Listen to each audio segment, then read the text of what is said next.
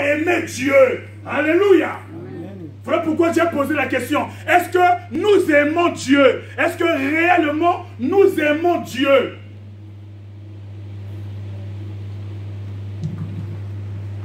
Ce n'est pas la création seulement qui souffre, qui soupire, mais nous aussi, qui avons les prémices de l'esprit, nous aussi, nous soupirons en nous-mêmes, en attendant l'adoption, la rédemption de notre corps. Ce corps-là, il est malade parce qu'il n'a pas encore été glorifié.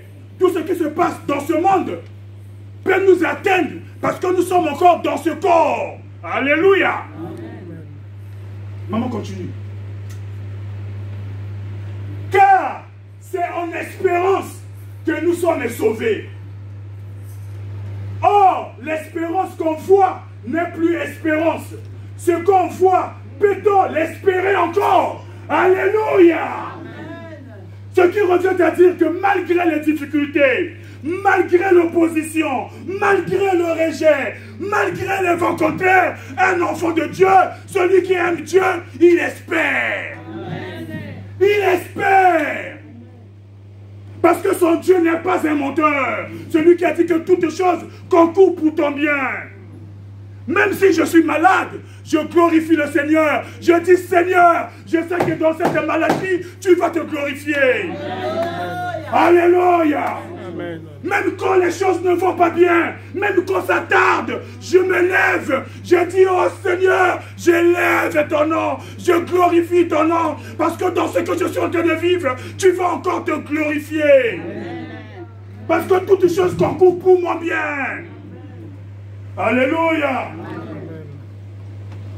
Dieu transforme tes situations, tes circonstances en bien. Quel que soit ce que toi tu peux endurer, Dieu a la capacité, la puissance de le transformer en ta faveur. Alléluia. À Babylone, les accusateurs de Daniel croyaient que si on les jette dans la fosse aux lions, ils auront gagné. Alléluia. Mais la Bible dit qu'après cette épreuve, Daniel a eu encore plus de faveur dans le royaume. Alléluia. Parce que toutes les choses concourent au bien de ceux qui aiment Dieu. Daniel aimait Dieu. Les amis de Daniel, on les a jetés dans la fournaise ardente. Toutes les choses concourent au bien de ceux qui aiment Dieu. Alléluia. Bien-aimé dans Dieu, c'est celui qui ne délaisse point et qui n'abandonne point. Dieu, il tient toujours sa parole. Il n'est pas un homme pour mentir. Il tient sa parole. Bien-aimé, je peux te promettre quelque chose, mais je ne suis pas Dieu. Je peux avoir la motivation. Je peux avoir cette volonté de pouvoir t'aider, mais je ne suis pas Dieu. Alléluia. Je peux te promettre l'argent, mais l'argent, ça ne dépend pas de moi. Alléluia. L'or et l'argent appartiennent à notre Seigneur. Alléluia. Mais lui, quand il promet, il a la force, la puissance que cela s'accomplisse. D'où l'importance de nous accrocher à lui. D'où l'importance d'avoir toujours confiance en lui. D'où l'importance d'espérer toujours en lui. En dépit des circonstances, en dépit des situations difficiles, nous devons toujours faire confiance à Dieu. La parole déclare que tous ceux qui se confient en lui, ils ne seront pas confus. Ils ne seront pas confus. Alléluia. Malgré la chose qui est en train de te tourmenter, malgré tes difficultés, confie-toi à l'Éternel. Tu ne seras pas confus. Alléluia. Amen. Tu sortiras de là tête haute. Alléluia. Amen. Même ceux qui sont en train de parler derrière toi, ceux qui sont en train de se moquer de toi, ceux qui... Alléluia. Amen. Ils vont commencer à t'acclamer. Alléluia. Amen. Ils vont commencer à t'acclamer. Amen. Amen. Or, l'espérance qu'on voit n'est plus espérance. Nous voulons toujours que Dieu fasse. Si Dieu fait, je vais l'adorer. Alléluia. Ça ne marche pas comme ça avec le Seigneur. Dans le royaume dans lequel nous sommes, le royaume de Dieu, il y a des principes qu'il faut respecter. Alléluia. Nous devons chercher à être agréables à notre Seigneur. Être agréable à Dieu, c'est espérer en lui, en dépit de toutes choses. Alléluia. Être agréable à Dieu, c'est avoir confiance en lui. Ce dont toi et moi nous appelons la foi. Une ferme assurance. C'est une assurance. Alléluia. Je sais que je peux m'engager dans son œuvre. Je peux m'engager à le servir. Parce que j'ai une assurance. Alléluia. J'espère en lui. La Bible dit que Christ en nous, l'espérance de la gloire. Christ en nous, au travers de son esprit. Alléluia. Christ en nous, c'est au travers de son esprit. L'esprit de Christ habite en nous. Voilà pourquoi, quelles que soient les situations, quelles que soient les difficultés, je ne crains absolument rien. Alléluia. Parce que c'est que Christ en moi est au contrôle de toutes les choses. On continue, maman. Mais si nous espérons ce que nous ne voyons pas, nous l'attendons avec persévérance. Alléluia. Nous l'attendons avec persévérance. Parce qu'un enfant de Dieu se dit toujours que ma victoire, c'est au bout de la persévérance. Je dois espérer jusqu'au bout. Oh, j'aime Abraham. La Bible dit que Abraham a espéré au-delà de l'espérance. Alléluia. Il a espéré au-delà de l'espérance. Ça veut dire quoi? Ça veut dire que là où il n'y avait plus d'espérance, réellement, un homme normal peut dire que c'est fini. Alléluia. C'est fini, ça veut dire que c'est déjà mort. C'est comme Lazare dans le tombeau. Alléluia. Quelqu'un avec moi ce matin? C'est comme Lazare dans le tombeau. Seigneur, laisse le monde. Seigneur, laisse. Déjà, c'est fini. Une odeur nauséabonde. Le Seigneur dit, je vous ai demandé, enlevez-moi cette pierre. Alléluia. Nous devons croire, nous devons avoir la foi, nous devons espérer au-delà de l'espérance. Alléluia. Parce que la Bible dit que toutes choses concourent pour notre bien. Toutes les choses, même la mort. Alléluia, nous avons peur de la mort. Mais Dieu n'a pas peur de la mort. Parce qu'il est la résurrection et la vie. Amen. Alléluia. Amen. Mais si nous espérons ce que nous ne voyons pas, nous l'attendons avec persévérance. Parce que nous avons foi en notre Seigneur. Alléluia. Il est capable. On aime chanter capable. Jésus est capable. Capable. Jésus est capable. Il dit un seul mot et la chose s'accomplit. Mais quand la maladie vient, même ce cantique-là. Alléluia. Quand les vents contraires commencent à souffler, ce cantique-là, on l'oublie. Alléluia. On cherche maintenant des boucs émissaires. On cherche maintenant des coupables. Certainement, c'est ma tante. Ah, ça ne peut qu'être l'autre. Il est tellement mauvais. Non, c'est le frère dans l'église. Non, mais c'est la sœur là. C'est elle. Alléluia. On ne voit jamais ce qui est en toi, qui te fait défaut, qui fait que toi, tu ne sois plus agréable à ton Dieu. Alléluia. Les promesses de la Bible, bien-aimés, faisons attention. Ne proclamons pas les promesses de la Bible n'importe comment. Ce n'est pas pour nous. Alléluia. Les promesses de la Bible, ce sont pour ceux qui font la volonté de Dieu. Amen. Amen. Le Seigneur Jésus-Christ dit, ce ne sont pas tous ceux qui me disent Seigneur, Seigneur, Seigneur, qui entreront dans le royaume de mon Père, mais seulement ceux qui font la volonté de mon Père. Alléluia. La volonté de notre Seigneur, c'est sa parole. Sa parole. Il faudrait que sa parole demeure en nous. Alléluia. Si sa parole n'est pas en nous, bien-aimés, nous pouvons citer la Bible. Il y a des gens qui la récitent même. Alléluia. Qui maîtrisent les versets bibliques. Mais quand on voit leur vie, on voit le témoignage, rien à voir avec ce qu'eux-mêmes ils récitent. Est-ce que quelqu'un avec moi? Nous devons espérer. Nous devons croire la parole. Nous devons aimer Dieu. Maman, continue. On a encore du temps. De même aussi. Alléluia. J'aime cette parole. J'aime la parole de Dieu. Bien aimé, Romains 8, 28 est à sa place. Parce qu'il y avait un contexte pour lequel cette parole était sortie. Alléluia. Parce que nous vivons encore dans un monde où il y a la souffrance. Alléluia. Nous vivons dans un monde où il y a les calamités comme le Covid-19. Nous vivons dans un monde où il y a des difficultés. Jésus dit, ils sont dans le monde, ne les enlève pas, mais ils ne sont pas du monde. Parce qu'il y a une différence entre ceux qui aiment Dieu et ceux qui ne l'aiment pas. Il y a une différence entre ceux qui servent Dieu et ceux qui ne le servent pas. La différence, c'est que nous avons l'expérience. Est-ce que quelqu'un avec moi? La différence, c'est que toi et moi, nous avons l'expérience. L'expérience, c'est Jésus-Christ. Alléluia. Notre expérience, bien-aimé, c'est Christ. Notre espérance, c'est la parole incarnée. C'est la parole devenue chair. C'est ce qui crée la différence.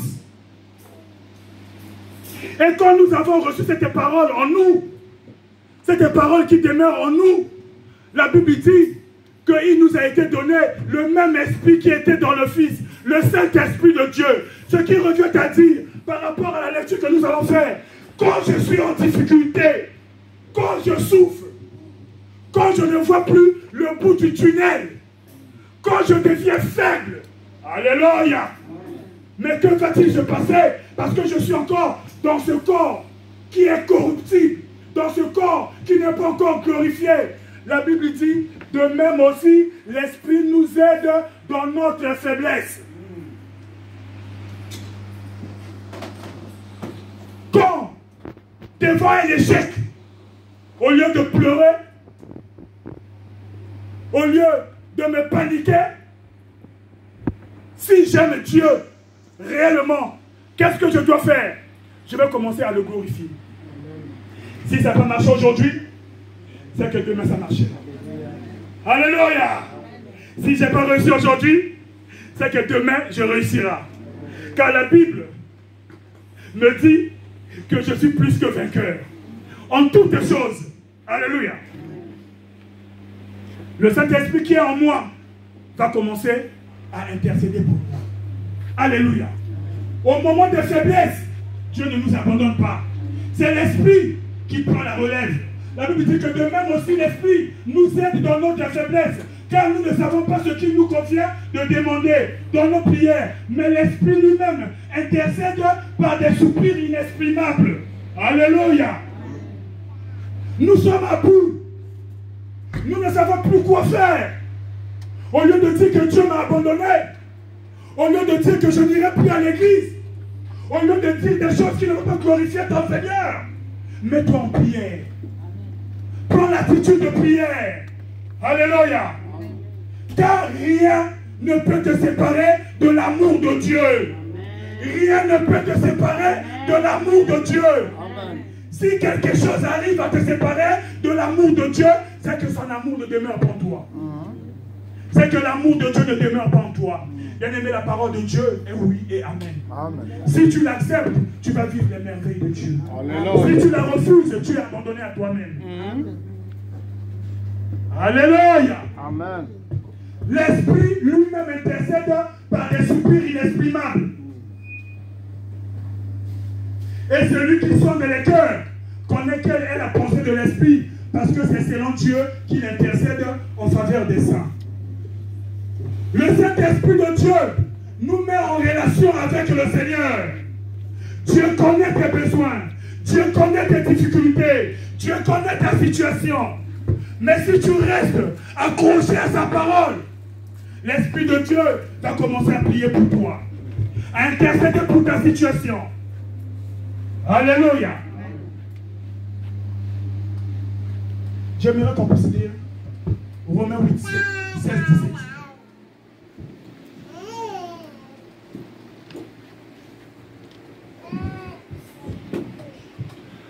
Romains 8, 16, 17.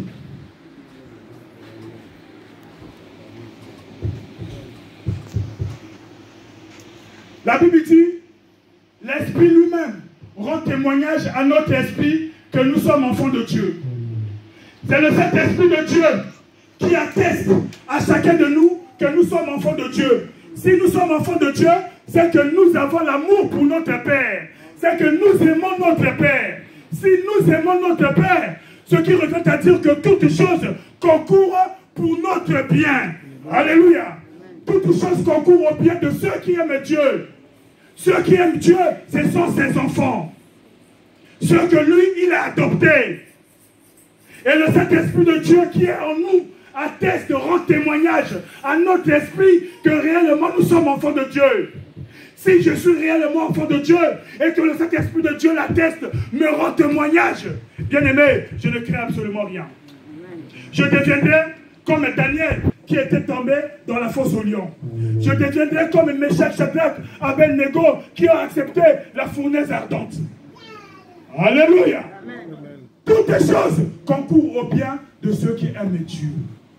Mais quels sont ces gens-là qui aiment Dieu? Comment on peut aimer Dieu? Essaie de poser la question à ton frère et à ta soeur. Ça fait un moment que nous parlons de ceux qui aiment Dieu. Mais qui réellement aime Dieu? Qui aime Dieu? Est-ce qu'il y a quelqu'un qui aime Dieu? Est-ce qu'il y a quelqu'un qui aime Dieu ici? Amen. Nous allons lire Jean. Jean 14, 15.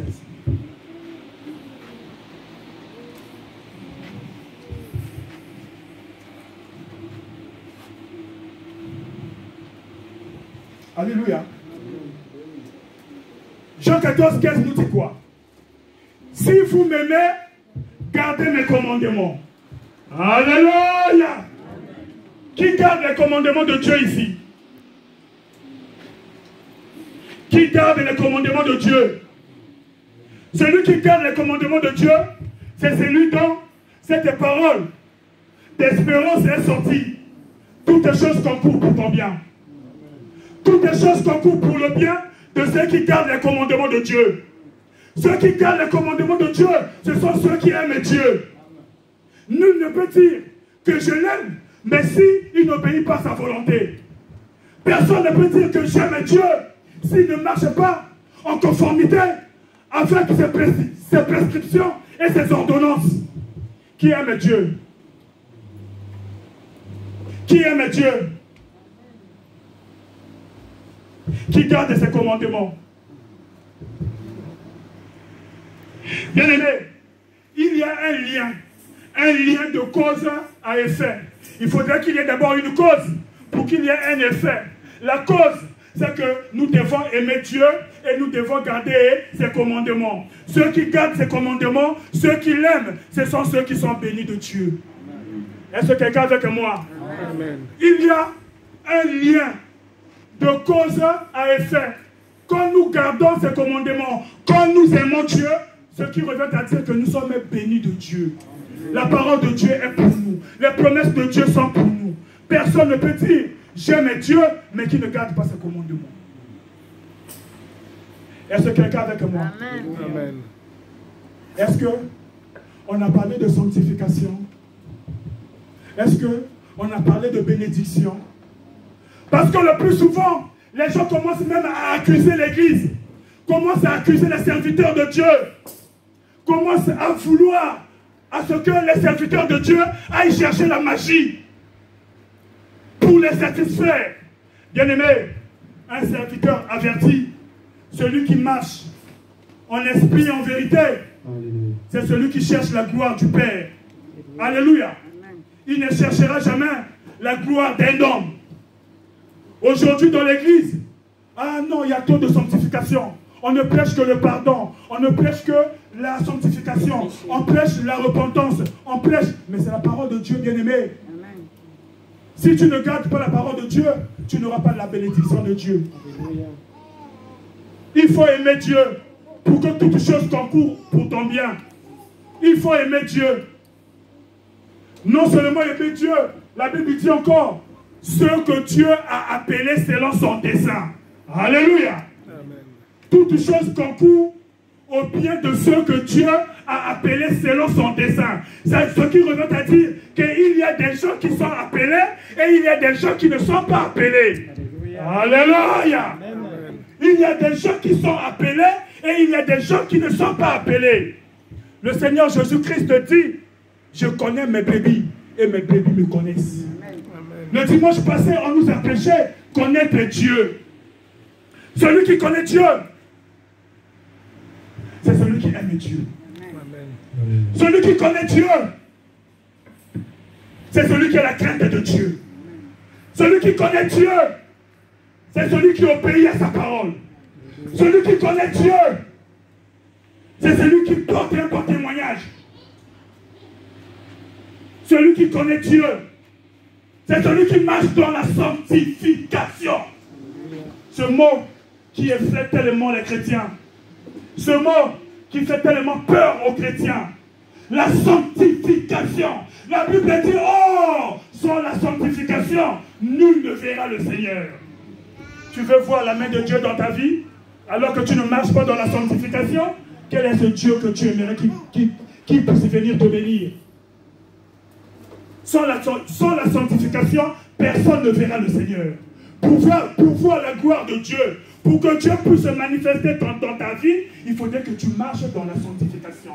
La Bible dit que nous avons été appelés. Alléluia. Ceux qui ont été appelés, ils ont été appelés pour la sanctification. La parole de Dieu. Alléluia. Dieu nous a appelés. Dans le livre de Romains, Romains 8, 29, après cette parole d'expérience, cette parole de confiance que la majorité des chrétiens utilisent à tort et à travers, sans pour autant appréhender, saisir le fond de la chose. Alléluia. Nous tordons la parole de Dieu pour notre propre satisfaction, croyant que Dieu est dupe. Alléluia. Personne ne peut tromper Dieu. La Bible dit que Dieu sonde les cœurs. Dieu sait tout ce qui se passe en chacun de nous. Nous devons honorer le Seigneur. Parce que Dieu honore ceux qui l'honorent. Si tu n'honores pas Dieu, ne crois pas que tu recevras quelque chose de sa part. Alléluia. Romains 8, 29 à 34.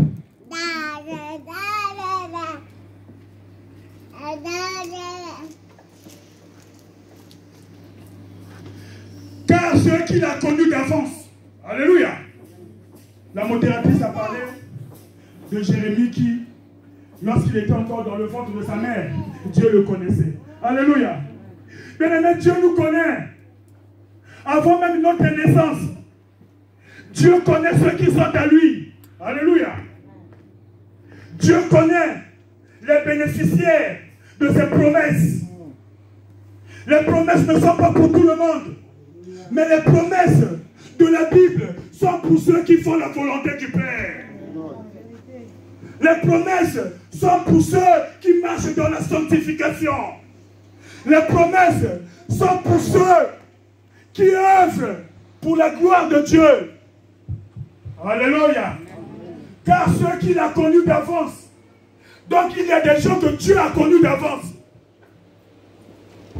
Ceux que Dieu a connus d'avance, il les a aussi prédestinés à être semblables à l'image de son Fils. Alléluia. Dieu bénis-moi. Dieu bénis-moi. La Bible dit que le Seigneur, Jésus-Christ, il s'est rabaissé. Il s'est rabaissé pour marcher dans l'obéissance à la parole de Dieu. Jésus s'est rabaissé. Il s'est humilié. Il a accepté la mort. La mort sur la croix. Il a accepté l'ignominie. Il a accepté la bassesse. Pour honorer son Père. Pour glorifier son Père. Mais toi et moi, qui cherchons les bénédictions, qui cherchons la gloire de Dieu, qui cherchons la main de Dieu, que faisons-nous pour le Seigneur? Jésus s'est sacrifié. Alléluia. Quel est le sacrifice que toi tu as déjà fait pour Dieu? Quel est le sacrifice que toi tu as déjà fait pour la gloire de ton Père. Quel est le sacrifice que toi tu as fait pour honorer ton Père? La Bible dit Jésus s'est rabaissé et Dieu l'a souverainement élevé. Alléluia. Il y a des principes que nous ne devons pas oublier, bien-aimés. Il y a des choses que les enfants de Dieu doivent toujours savoir, car le peuple de Dieu périt par manque de connaissance. Jésus, dans son obéissance à la volonté de son Père, qui lui avait confié une mission, il s'est rabaissé, il s'est humilié. Alléluia. La Bible dit qu'il n'a pas vu l'égalité que lui avait avec Dieu. Alléluia. Mais toi et moi, on ne touche pas. Ah, le pasteur m'a mal parlé. Alléluia. La soeur m'a mal regardé. Alléluia. Est-ce que quelqu'un avec moi ce matin? Amen. Tu veux être béni? Est-ce que quelqu'un veut être béni? Quelqu'un veut être béni? Amen. Parce que la Bible dit dans Ephésiens 1, chapitre 1, verset 3, que nous sommes bénis de toutes les bénédictions célestes en Christ Jésus. Alléluia. Les gens aiment donc la parole de Dieu et ils disent, nous sommes bénis de toutes les bénédictions visibles et invisibles. Nous sommes bénis, mais on ne dit jamais en Christ Jésus. Alléluia. Nous sommes bénis en Christ Jésus. Jésus est la parole de Dieu. Alléluia. Si la parole demeure en toi, tu es béni. Si la parole ne demeure pas en toi, je ne sais pas si tu auras cette bénédiction.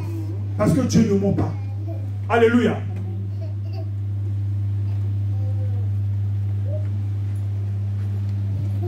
On repart là où nous étions.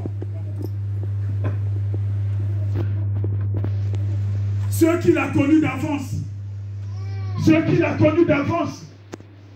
il les a aussi prédestinés à être semblables à l'image de son Fils, afin que son Fils fût le premier-né entre plusieurs frères. Alléluia. Jésus est le Fils aîné de la nouvelle créature, de la nouvelle création. Alléluia. Étant encore dans cette création, nous souffrons, nous soupirons, parce que notre corps n'a pas encore été glorifié. Mais le but, c'est qu'un jour, nous serons comme lui. Alléluia. Nous le verrons face à face. Nous le connaîtrons comme nous ne l'avons jamais connu. Alléluia. Mais pour cela, nous devons d'abord aimer Dieu. Nous devons d'abord nous accrocher à la parole de Dieu. Alléluia. Alléluia. Aimer Dieu. Jean 14, 21, 14. 21, 24.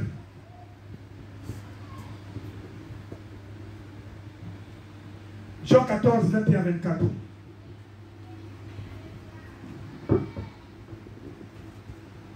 La Bible dit, celui qui a mes commandements et qui les garde, c'est celui qui m'aime. Et celui qui m'aime sera aimé de mon Père. Je l'aimerai et je me ferai connaître à lui. Alléluia. Celui qui a mes commandements et qui les garde. Bien-aimé, ce n'est pas venir à l'église. Le plus important, c'est de garder les commandements de Dieu. C'est de les mettre en pratique. Ce n'est pas citer la Bible par cœur. Tu peux citer la Bible. Satan cite la Bible de A à Z. Alléluia. Mais il n'aime pas Dieu. Alléluia. C'est l'opposant direct. Mais il connaît la Bible. Il connaît la parole. Alléluia. Celui qui a mes commandements et qui les garde, c'est celui qui m'aime.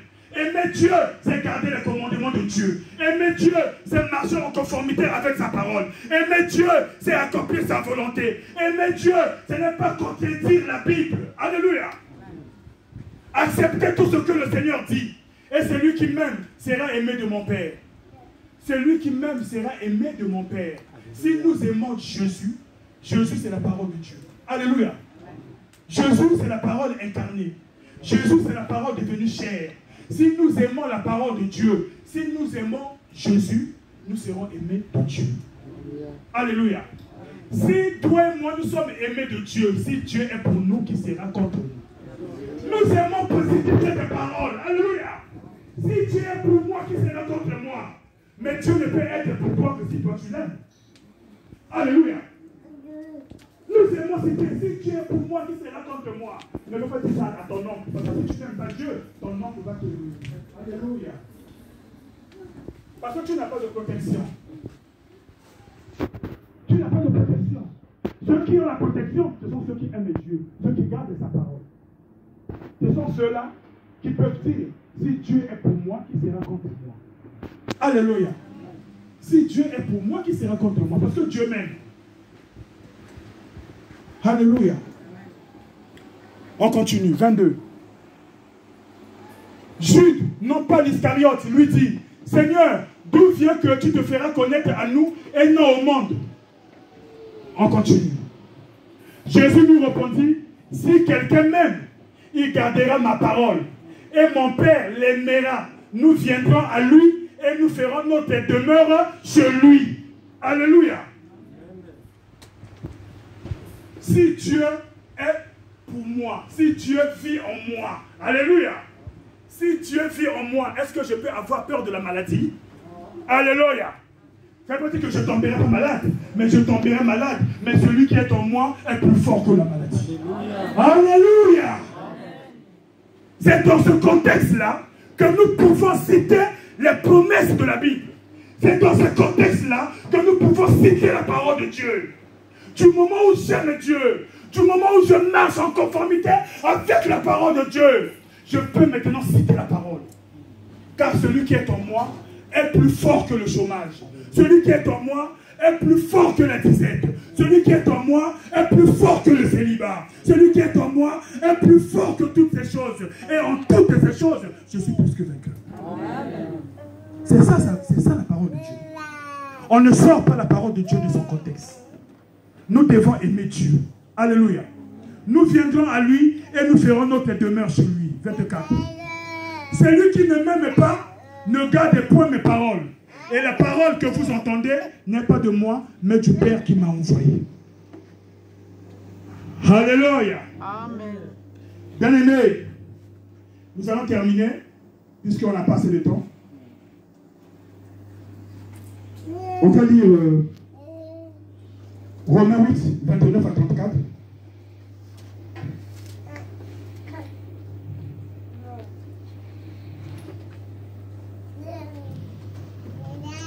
On a déjà lu. 35 à 39. 35 à 39. On va terminer par là. Si tu aimes Dieu, sache que tu es en sécurité. Une sécurité absolue. Tu ne peux craindre ni la flèche qui vole le jour,